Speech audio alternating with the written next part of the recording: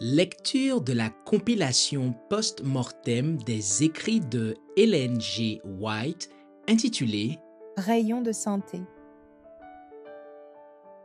Chapitre 13.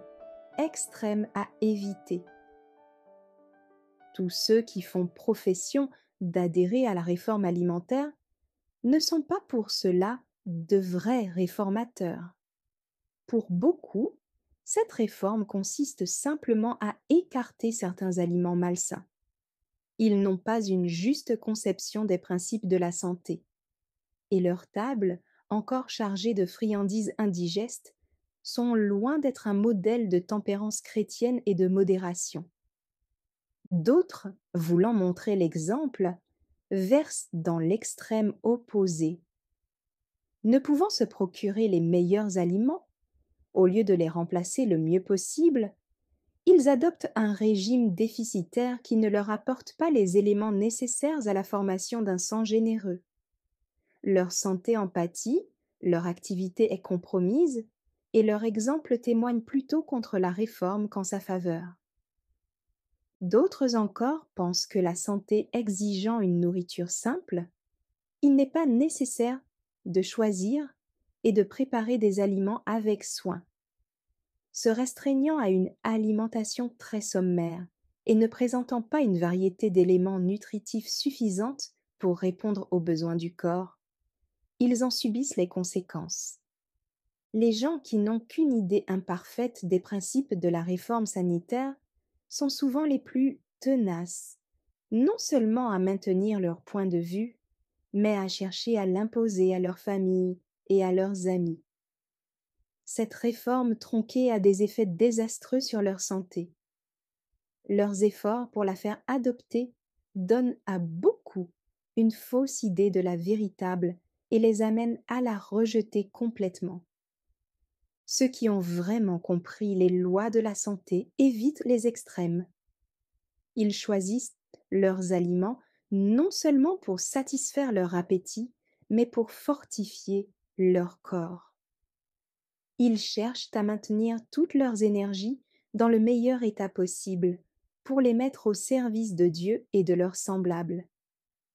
Leur appétit est contrôlé par la raison et la conscience, et il en résulte la santé du corps et de l'âme. Et s'ils ne font pas une grande propagande, leur exemple n'en rend pas moins témoignage en faveur de leurs principes. Ils exercent autour d'eux une heureuse influence. Il faut montrer beaucoup de bon sens dans la réforme alimentaire. Étudions ce sujet à fond. Et d'abord, nul ne doit se permettre de critiquer ceux dont la manière de faire n'est pas en tout point en harmonie avec la sienne. On ne peut établir une règle invariable pour chacun, et personne n'a le droit de se croire le critère auquel les autres doivent se conformer. Tous ne peuvent manger les mêmes mets. Des aliments sains et appétissants pour certains sont désagréables et même nuisibles pour d'autres. D'aucuns ne peuvent supporter le lait alors qu'il réussit très bien à d'autres. Il en est qui ne digèrent pas les pois et les haricots, tandis que d'autres s'en trouvent très bien. Pour les uns, les préparations de céréales à l'état naturel sont excellentes. D'autres ne peuvent en faire usage. Ceux qui vivent dans les pays pauvres, où les fruits sont rares, ne devraient pas exclure de leur régime les œufs et le lait. En revanche, les personnes fortes et de tempérament sanguin supprimeront les aliments stimulants. Les œufs, en particulier, seront évités dans les familles où les enfants ont des tendances à la sensualité. Mais les personnes dont le sang est appauvri ne devraient pas écarter entièrement le lait et les œufs, surtout s'il ne leur est pas possible de se procurer d'autres aliments également riches en éléments nutritifs. Il faut prendre soin cependant d'obtenir du lait de vache bien portante et des œufs de poule bien nourris et bien soignés. Ceux-ci devraient être cuits de la manière qui les rend le plus digestibles. La réforme alimentaire doit être progressive. À mesure que les maladies des animaux augmentent l'usage des œufs et du lait devient de plus en plus sujet à caution. Il faut s'efforcer de les remplacer par d'autres aliments sains et bon marché. Chacun devrait, autant que possible, savoir faire la cuisine sans lait et sans œufs, mais en veillant toutefois à ce que les aliments soient sains et de bon goût. La méthode de prendre 2 repas par jour est généralement favorable à la santé.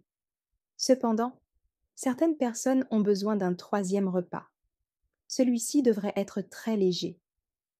Les biscuits secs, les biscottes, les fruits ou le café de céréales torréfié sont les meilleurs aliments pour le repas du soir.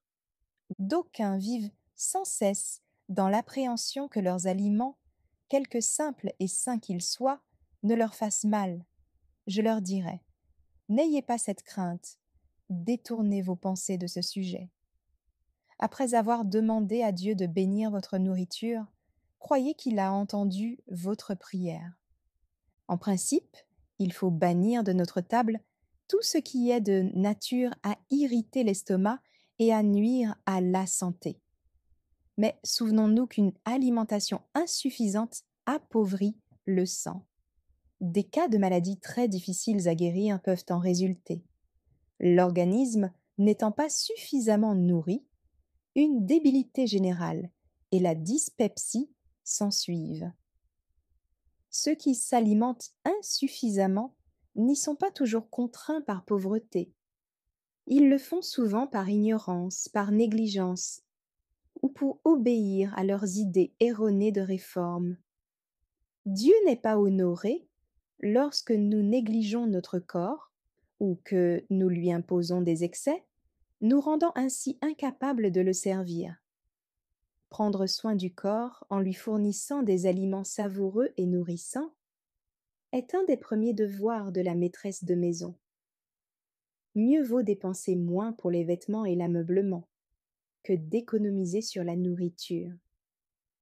Quelques maîtresses de maison rationnent leur famille au repas afin de pouvoir offrir à leurs visiteurs un menu dispendieux. Comme c'est peu sage, apprenons à recevoir avec plus de simplicité et à pourvoir avant tout aux besoins des nôtres. Une économie irréfléchie et des coutumes artificielles empêchent de souvent d'exercer l'hospitalité lorsqu'elle serait nécessaire et bénie. Il faut que nos tables soient suffisamment garnies pour que le visiteur inattendu n'impose pas à la maîtresse de maison un travail supplémentaire. Tout le monde devrait apprendre à cuisiner. Les hommes aussi bien que les femmes ont besoin de savoir préparer les aliments d'une manière simple et hygiénique. Leur travail les appelle souvent en des lieux où ils ne peuvent obtenir une nourriture saine. Leur connaissance de l'art culinaire leur permettrait alors de se tirer d'affaire.